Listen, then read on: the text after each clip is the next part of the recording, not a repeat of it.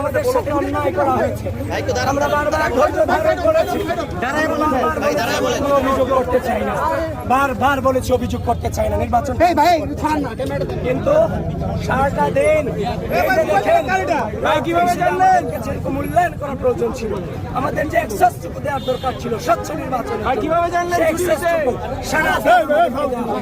এবং নির্বাচনে কারচুপির প্রমাণ আমরা রোকেয়া হলে পেয়েছি, আমরা 21 হলে পেয়েছি। সেই জায়গা থেকে আমাদের সেই সন্ধ্যের জায়গা থেকে সন্ধ্যায় ভোট যখন গণনা শুরু হয় আমরা বলেছি আমরা রোকেয়া হলে আমরা ভোট গণনা যারা প্রার্থী আছে তাদেরকে যেন দেওয়া হয় সেই, এবং এলইডি স্ক্রিনেও ব্যালট দেখা যাচ্ছিল না। স্বচ্ছ ব্যালট বাক্সের দরকার ছিল, স্বচ্ছ ব্যালট বাক্স তারা করে নাই।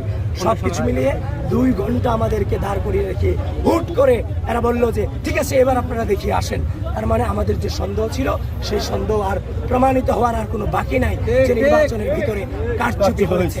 এবং মানে কোনোদিন এই বাংলাদেশের মাটিতে গণঅভ্যুত্থান পরবর্তী সময় আজকে আমাদের এভাবে মিছিল করতে হবে এই নির্বাচনের কারচুপির এগেইনস্টে, এটা আমি স্বপ্ন কল্পনা করতে পারি।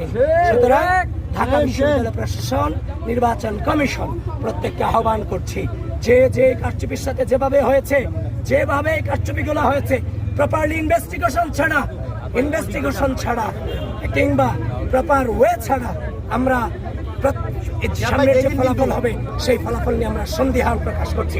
কারণ এই নির্বাচন সুষ্ঠু হওয়ার কোনো